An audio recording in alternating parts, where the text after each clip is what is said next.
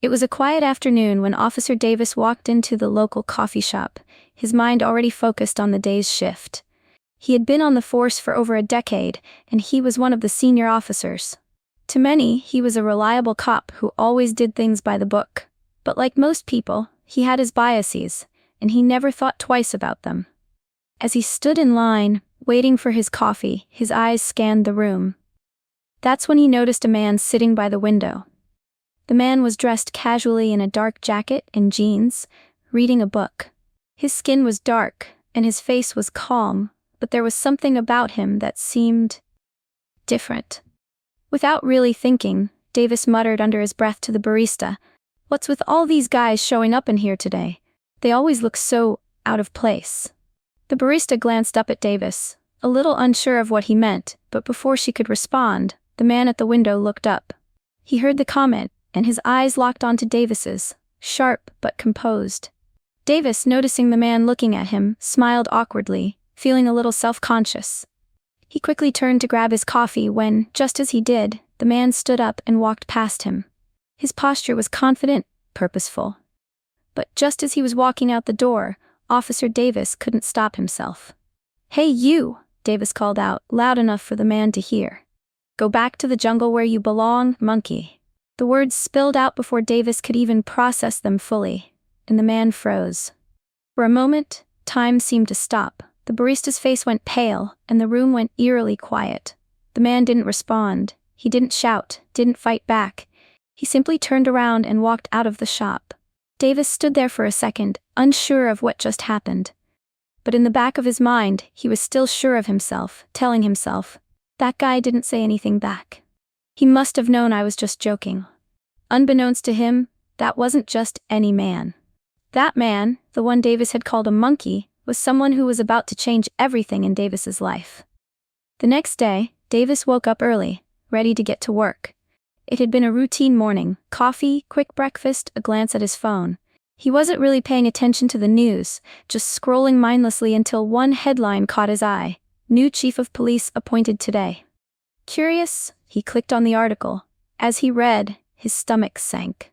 The article spoke about a new leadership shift at the police department.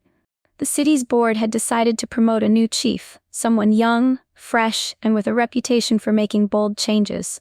He scrolled down and stopped short when he saw the man's photo. It was the same guy from the coffee shop. Davis blinked, rereading the name, just to be sure. Marcus Walker. The man he'd called a monkey was now the new chief of police. The realization hit him hard. He felt his face flush with heat and shame, but before he could process it fully, he quickly shoved the thought aside. There was no way. It was impossible. Maybe it was just a coincidence. Later that morning, Davis showed up at the station, trying to shake off the feeling in his gut. He greeted his colleagues with his usual casualness, but something was different in the air today. People were murmuring. They were excited. Davis tried to ignore it, but then the door to the chief's office opened, and there he was, Marcus Walker. His posture was straight, his eyes sharp, and he walked into the room like he already owned it. "Good morning, everyone," Walker said in a calm, authoritative voice. "I'm Chief Walker. Some of you might know me. I'm here to bring about some real changes, and I expect everyone to do their part. Together, we'll make this department something to be proud of." Davis stood frozen, his heart racing. This was the man he had insulted, the man he had called a monkey just yesterday. Marcus glanced at him for a moment, and Davis quickly looked away, pretending like nothing had happened. But Chief Walker, had seen him. There was a slight shift in his expression, almost as if he recognized Davis, but he didn't say anything. Instead, he continued addressing the room. "Now, let's get to work," he said. Davis felt the weight of the situation in his chest. He wanted to run, to escape the shame, but there was nowhere to go. He had to stay. He had to face what he had done. The days that followed were a blur for Davis. Every time he saw Marcus, now Chief Walker, he felt that knot in his stomach tighten. Marcus was a natural leader, confident, composed, and respected by everyone. Davis, on the other hand, felt small, like a fraud who didn't belong. There were moments when he'd catch a glimpse of Marcus in the hallway, a smile on his face, talking to officers as if everything was normal. But whenever their eyes met, there was something unspoken in the air. It was as if Marcus knew what Davis had done, and though he never mentioned it directly, Davis couldn't shake the feeling that he was being watched. One afternoon, Marcus called Davis into his office. "Officer Davis, I'd like to have a word," he said in that calm, controlled voice. "Take a seat." Davis tried to keep his nerves in check as he sat down across from the chief. His hands felt clammy, and his heart was pounding so loud he was sure Marcus could hear it. Marcus sat back in his chair, studying him for a long moment. Finally he spoke. "You know, Davis," he said slowly, "I never forget a face, and I never forget a name. I remember exactly what you said to me the other day in the coffee shop." Davis's blood ran cold. His throat went dry, and for a split second, he thought he might pass out. "I'm sure you didn't mean it, right?" Marcus continued.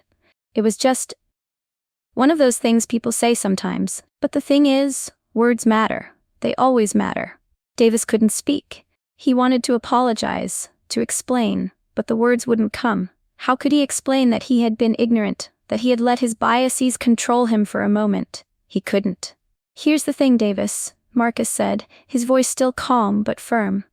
"I don't hold grudges. I believe people can change, but you have to make it right. It's not just about me, it's about how you carry yourself every day. People look up to us. You want respect? You earn it, starting now." The words hit him hard, each one like a punch in the chest. Davis felt the weight of the moment, the gravity of what he had done, and he knew that this was his turning point.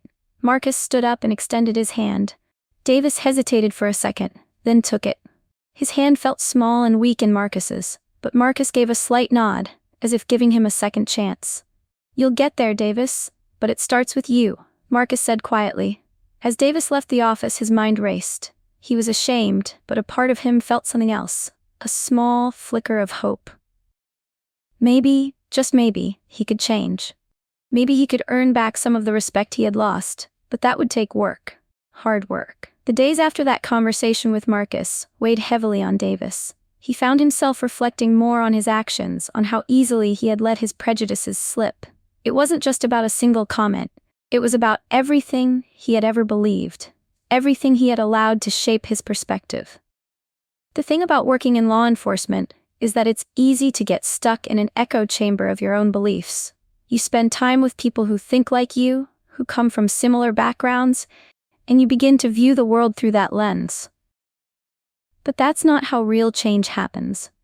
Change happens when you open your eyes to what's around you. When you truly see people for who they are. Davis started making an effort. At first, it was small things, asking his colleagues about their days, listening more than speaking. He spent more time with the people he'd always avoided, getting to know them beyond the uniform or badge. He even started talking to Marcus, learning about his journey, about how he had worked his way up to becoming the chief of police. And with each conversation, Davis began to understand more. He saw Marcus for who he truly was, an intelligent, driven man who had faced far more than his fair share of obstacles to get where he was. It was clear that Marcus had earned everything, not just by his skills as a cop, but by the strength of his character. One afternoon, after several weeks of trying to be a better officer, Davis found himself working alongside Marcus on a routine call. They were investigating a neighborhood disturbance, and Davis was trying his best to stay focused, asking questions and taking notes. As they walked toward the scene, Marcus turned to him. "You've been doing better, Davis. Keep it up." Davis smiled, though he felt awkward hearing the compliment. It wasn't often he received praise, and certainly not from someone like Marcus. "Thanks, Chief," he muttered, feeling a bit shy. Marcus gave him a brief nod, and for the first time since they'd met, Davis felt like they were on equal ground. There was no longer a barrier between them. The shame, the tension, it had slowly started to fade. Davis still had work to do, but he felt like he was on the right path. Later that day, they wrapped up their investigation and were sitting in the patrol car, the quiet air between them a comfortable one. Marcus glanced at Davis, his voice serious but gentle. "You know, I meant what I said that day. Words matter, but so does action.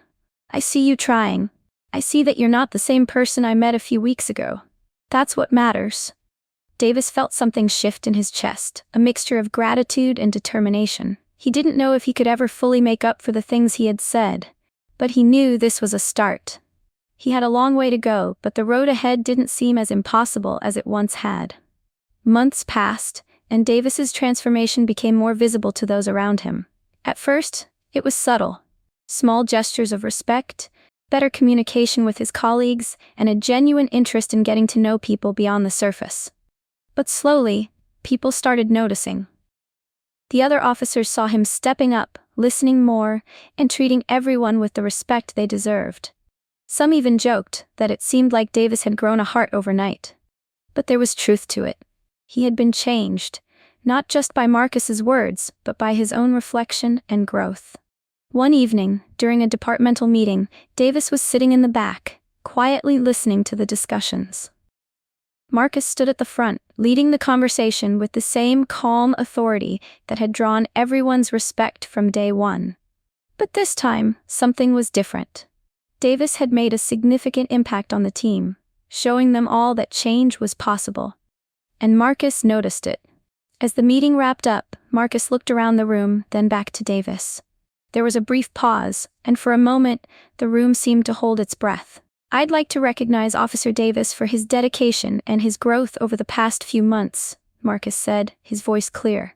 "It's not easy to admit when you're wrong. It's not easy to change. But Davis has shown that he's willing to do the work. He's earned the respect of this department." Davis's heart skipped a beat. The applause that followed was unexpected, but not as overwhelming as the weight of the recognition. He felt a sense of pride, not for the applause itself, but for how far he had come. Later that evening, Marcus pulled Davis aside. "Good job, Davis," Marcus said with a smile. "I knew you had it in you." Davis couldn't help but feel a lump in his throat. He had come to this place not just as an officer, but as a person who had learned the true meaning of respect, accountability, and change. He had learned from his mistakes, and that, in the end, was what mattered the most. Standing there in front of Marcus, Davis finally understood the full circle of what had happened. The man he had insulted, the man who could have destroyed him, had instead given him the chance to rebuild. In that moment, Davis knew his journey wasn't over. It would never be over. But he was no longer the man who had called someone a monkey. He was someone who had learned to walk a different path, a path of understanding, empathy, and real change. And that was worth more than any promotion or recognition. Hey everyone. Thanks so much for watching. If you enjoyed this story and want to see more impactful, thought-provoking content like this, don't forget to hit that subscribe button. Also, give this video a like, leave a comment to share your thoughts, and feel free to share it with anyone who might enjoy a good emotional twist.